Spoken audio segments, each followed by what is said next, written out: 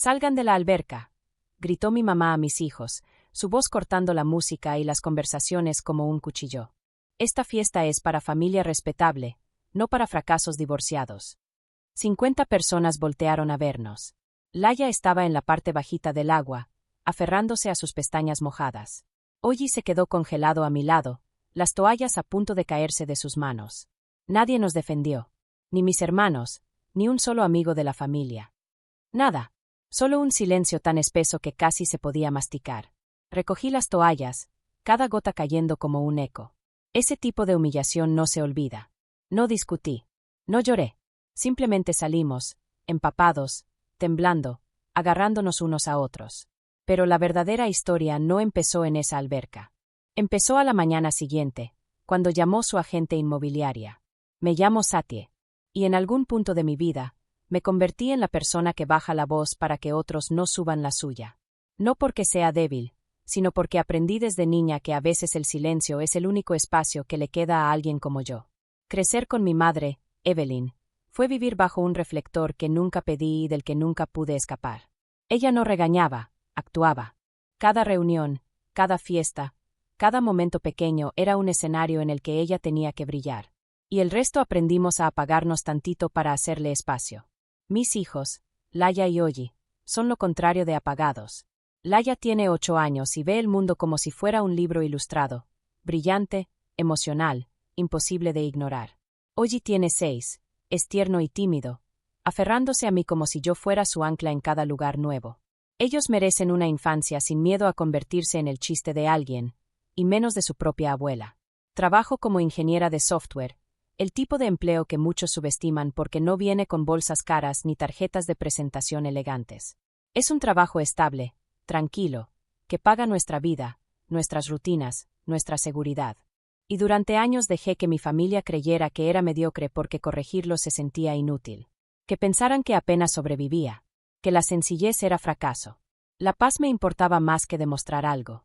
Mi hermana Mónica vive cómoda dentro de la aprobación de Evelyn. Siempre arreglada, siempre de acuerdo. La hija dorada que aprendió a asentir en vez de cuestionar. Mi hermano Darren eligió otra forma de sobrevivir.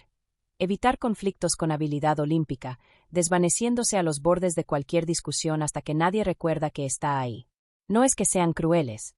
Solo saben cómo son las tormentas de Evelyn y prefieren no mojarse. Y luego está la casa de la playa, el único lugar que mis hijos amaban sin reservas. Para ellos significaba olas acariciando la orilla, pies llenos de arena en la terraza y caminatas al atardecer con botanas en la mano.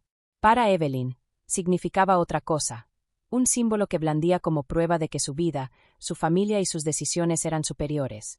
Lo que ella nunca supo, lo que nadie sabía, era que la casa era mía. La compré hace años y dejé que ella la rentara por una fracción de su valor. No porque la mereciera, sino porque pensé que darle algo bonito podría suavizar las orillas filosas entre nosotras. No lo hizo. En mi propia casa, la que elegí por su calidez y no por su tamaño, la vida es más lenta. Doblo ropa mientras mis hijos me cuentan historias. Cocinamos cosas sencillas.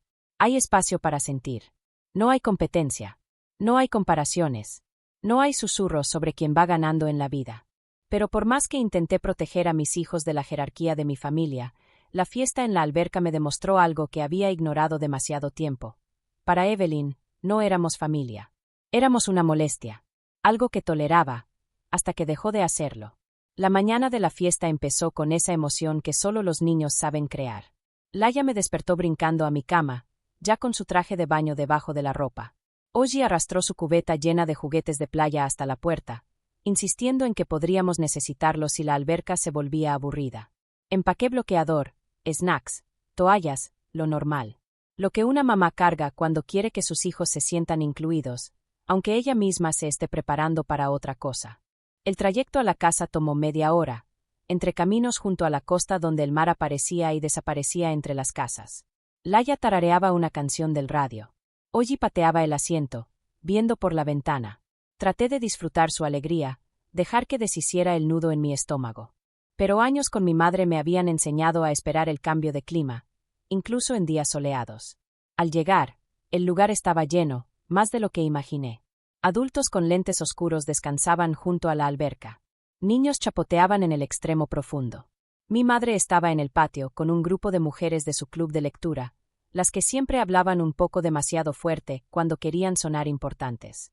Laya vio a dos primos y salió corriendo con Ollie, sus toallas rebotando detrás de ellos. Yo lo seguí, con la bolsa al hombro, intentando deslizarme entre la gente sin necesitar la aprobación de Evelyn. No alcancé ni a llegar a la sombra del patio cuando ocurrió. «Salgan de la alberca». Su voz cortó el aire como una navaja. Las conversaciones se detuvieron. El agua dejó de moverse. Volteé a ver a la parte bajita y vi a Laya bajando de la escalera, su sonrisa desmoronándose al entender que el grito era para ella. Mi madre avanzó un paso, su voz más fuerte, más clara, como si quisiera asegurarse de que todos escucharan su sentencia. Esta fiesta es para familia respetable, no para fracasos divorciados. Las palabras flotaron sobre el agua, filosas e inconfundibles. Mis hijos se quedaron paralizados. Las manos de Laya se aferraron al metal frío de la escalera, la cara enrojecida por la confusión. Ollie se apretó contra mis piernas, tan fuerte que dolió. 50 invitados nos miraban, algunos fingiendo no hacerlo, otros sin disimular. Nadie dijo nada. Ni Mónica, parada junto a la mesa de botanas ajustándose una pulsera invisible. Ni Darren, bajando la mirada a su teléfono. Ni ninguna de las personas que habían comido en mi mesa, que habían sonreído a mis hijos, que habían dicho que eran como familia. Fui hasta la orilla de la alberca y extendí la toalla. Laya salió despacio, el agua escurriendo por sus brazos. La envolví, tomé a Ollie, y recogí nuestras cosas. Cada gota que caía de nuestra ropa sonaba como un reloj dentro de mi pecho. Sin gritos, sin discusiones, solo silencio. Llegamos al coche y entonces, por fin, uno de mis hijos habló. La voz de Laya salió chiquita, quebrada. ¿Por qué la abuela nos odia? No respondí de inmediato, porque la verdad era simple y devastadora. Había permitido esto por demasiado tiempo. Había dejado que la crueldad de mi madre diera forma al espacio en el que vivíamos. Y en ese momento supe que algo se había roto. No en mí. En lo poco que quedaba de la paz frágil que yo me había empeñado en mantener. Esa noche, ya dormidos mis hijos, enredados uno con el otro en el sillón, me senté sola en la mesa, bajo la luz tenue, escuchando el silencio de la casa. No el silencio tenso y asfixiante de horas antes. Este era distinto. Un silencio como el espacio entre dos latidos, el instante justo antes de que una decisión se vuelva definitiva.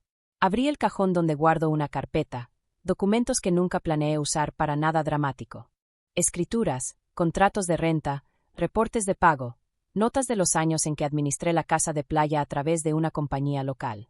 Nada impresionante, nada complicado, solo las verdades prácticas de una mujer que construyó su vida en silencio y que nunca sintió necesidad de presumirla ante nadie.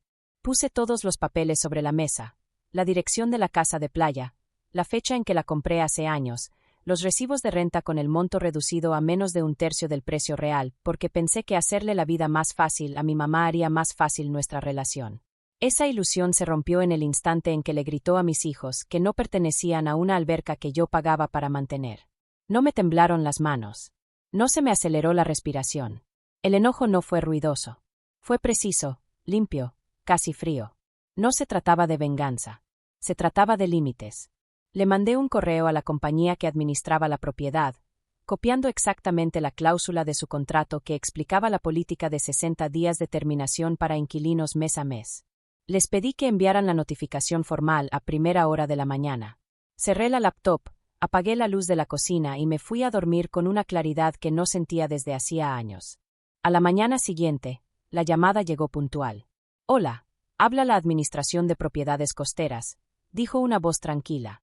«Ya notificamos a su inquilina que el contrato de la casa de playa será terminado por decisión de la propietaria». Les di las gracias y colgué justo cuando mi teléfono volvió a sonar. «Mamá». Dejé sonar una vez antes de contestar. «¿Qué es esto?». Su voz ya estaba alta, afilada, indignada. Me llegó un mensaje diciendo que la dueña de la casa no va a renovar mi contrato. «Es un error». «No», respondí, simplemente. «¿Y con quién hablo entonces?». «He sido una inquilina ejemplar. Tengo derechos. Alguien tuvo que haberse quejado de mí. ¿Fuiste tú? Tendrás que seguir las instrucciones del aviso». «No estás contestando mi pregunta, Satie». Su tono vibraba con la misma incredulidad que usaba cuando un cajero le decía que un cupón había expirado. «¿Estás detrás de esto?». En lugar de explicarlo, dije. Tengo que llevar a los niños a la escuela. Y colgué. 10 minutos después, Mónica me testeó. Mamá está en pánico. ¿Qué hiciste? Si fue dura ayer, pero no tenías que explotar así. Darren dejó un buzón de voz. Esto es mezquino, Satie. Déjalo pasar. No lo dijo en serio. Pero yo no estaba interesada en justificar mi dolor ante personas que no pudieron defender a mis hijos cuando debieron hacerlo. Para el mediodía, Evelyn volvió a llamar. Esta vez su voz no era de enojo. Era de miedo. Por favor, llámame. ¿A dónde se supone que vaya en verano? Todo cerca de la costa ya está apartado. No respondí. No porque quisiera que sufriera, sino porque el silencio era el único lenguaje que ella había ignorado toda su vida, y, de pronto, era el único que yo estaba dispuesta a hablar. 9 días después del incidente en la alberca, llegó el aviso oficial de la Junta de Arrendamiento, un correo confirmando la fecha y hora de la audiencia que Evelyn había solicitado. Lo leí una vez, 2 veces, y cerré la laptop. Por supuesto que había presentado una queja. Evelyn había vivido creyendo que las consecuencias eran opcionales para personas como ella. Seguro pensaba que la audiencia terminaría con alguien disculpándose con ella por el inconveniente. Por un tiempo, no pensé en eso. La vida siguió, desayunos, loncheras, cuentos antes de dormir. Pero cada pocos días llegaba otro mensaje. Largos mensajes de voz de Evelyn, rogando, negociando, a veces amenazando con cortar la relación si no intervenía con el dueño. Mónica enviaba textos llenos de culpa, que la armonía familiar, que no traumatizara a mamá. Darren mandó un artículo sobre leyes de desalojo, como si eso probara que yo era la irracional. Pero ninguno mencionó lo que pasó en la alberca. Ni una vez. El día de la audiencia, dejé a Laia y a Oji en la escuela y manejé al edificio municipal en el centro del pueblo. Quedaba entre un banco y una nevería, un lugar simple, de puertas de vidrio y paredes beige, nada parecido al tribunal dramático que mi madre seguramente imaginaba. Me registré en recepción, me dieron un gafete y entré a la sala de audiencias B. Había una mesa larga para los acusantes, otra para los que respondían, y una pequeña plataforma para la oficial encargada. Cuando llegué, solo estaban ahí la asistente y la oficial, una mujer de unos 50, con lentes y una presencia calmada. Me senté en la mesa de los respondientes, acomodando la carpeta que había preparado. Tenía todo ordenado, declaraciones de la administración de la propiedad, capturas de mensajes de invitados que me habían escrito después del incidente, registros de la renta de Evelyn y los documentos originales de la compra. No pensaba usar nada como un arma. Solo no pensaba ocultarlo más. La puerta se abrió de golpe.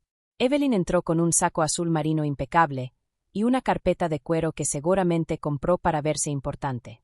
Detrás de ella venía su abogado, un hombre de traje caro que parecía haber escuchado solo su versión de todo. Mi madre se quedó helada al verme sentada en la mesa equivocada para ella. ¿Qué haces ahí?, exigió, con un tono tan agudo que la asistente dio un brinco. No contesté. La oficial intervino antes de que tuviera que hacerlo. Señora Wilson, dijo, dirigiéndose a mi madre, tome asiento, por favor. En unos minutos comenzamos. ¿Por qué está ella de ese lado?, espetó Evelyn, señalándome. Ella no es la arrendadora. Ella es la que causó todo este desastre. La oficial revisó su carpeta. Según los documentos presentados, Sadie Wilson está registrada como la propietaria de la propiedad. Ella es la parte respondiente. Mi madre parpadeó como si intentara obligar a su cerebro a reescribir la frase. Eso es imposible, dijo, soltando una risa tensa. Ella no es dueña de nada. Apenas puede pagar su propia renta. La oficial arqueó una ceja. El registro de la escritura es claro. Abrí mi carpeta y deslicé una copia del documento de compra hacia adelante. Sin drama. Sin triunfo. Solo hechos. El papel hizo un sonido suave contra la mesa, pero definitivo. El abogado de Evelyn se inclinó hacia ella, susurrándole con urgencia. La mandíbula de mi madre se tensó. Su mirada pasó del papel a mi cara. Y su expresión se derrumbó en algo que jamás le había visto, miedo. La audiencia comenzó. Su abogado habló primero, alegando que la terminación del contrato era retaliación, que Evelyn había sido tratada injustamente tras imponer límites razonables en un evento privado. Usó la frase discriminación a un adulto mayor, lo cual casi me hizo reír. Mi madre nunca se había visto vulnerable en toda su vida. Cuando llegó mi turno de hablar, mantuve mi voz tranquila, firme. La reunión que ella menciona, dije, ocurrió en mi propiedad. Mi mamá invitó a más de 50 personas sin avisarme. Luego expulsó públicamente a mis hijos menores de la alberca, llamándolos niños de un hogar roto y llamándome a mí una fracasada divorciada. Tengo declaraciones de testigos y mensajes que me mandaron después. Deslicé las capturas impresas hacia adelante. La oficial las leyó en silencio. El abogado de Evelyn protestó. Eso es chisme, dijo. La oficial levantó la mano para callarlo. Estas declaraciones no se usarán para determinar culpabilidad, aclaró. Sirven para establecer el contexto, continué. Le di a mi mamá una renta extremadamente baja por años, muy por debajo del valor de la propiedad. Terminar un contrato mes a mes después de una violación de confianza está dentro de mis derechos como propietaria. Evelyn estampó su mano contra la mesa. Esto es humillante, dijo con los dientes apretados. Estás haciendo esto para castigarme por un mal momento. Estás haciendo un espectáculo de tu propia madre. La mirada de la oficial se agudizó. Estamos aquí para decidir si su arrendadora violó leyes de vivienda. Conflictos personales no son motivo de intervención. No es personal, escupió Evelyn. Ella está tomando represalias porque les pedí a sus hijos que salieran de la alberca. La oficial la miró con calma.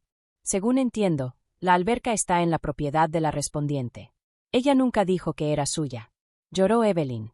No preguntaste, respondí suavemente. Por un momento, la sala quedó en silencio. Un silencio tan profundo que podía oír el zumbido de las luces fluorescentes. Ahí estaba, la verdad desnuda. Evelyn había pasado años tratándome como alguien inferior, incapaz, pequeña. Y ahora, frente a una evidencia que no podía negar, no sabía cómo existir en un mundo donde yo ya no encajaba en el papel que ella me asignó. La oficial cerró su carpeta. La queja queda desestimada. Se mantiene la terminación del contrato. No hubo golpe de mazo. No hubo sonido dramático. Solo una frase final que cayó como una piedra en el aire. Cuando la gente empezó a salir, Evelyn corrió detrás de mí en el pasillo. Me hiciste ver como una tonta, escupió, aunque la voz le temblaba. Frente a todos. No, respondí bajito. Eso lo hiciste tú sola. Pudiste advertirme. Pudiste decirme que la casa era tuya. Pudiste tratarme con consideración. Tú pudiste tratar a mis hijos con compasión, dije. Su boca se abrió y se cerró. Por primera vez, no tenía un guión. No sabía, susurró al fin. No pensé. Ese siempre fue el problema, dije. Nunca pensaste. Y caminé más allá de ella, calma, firme, sin prisa. La dejé ahí, sentada con una verdad que había evitado toda su vida.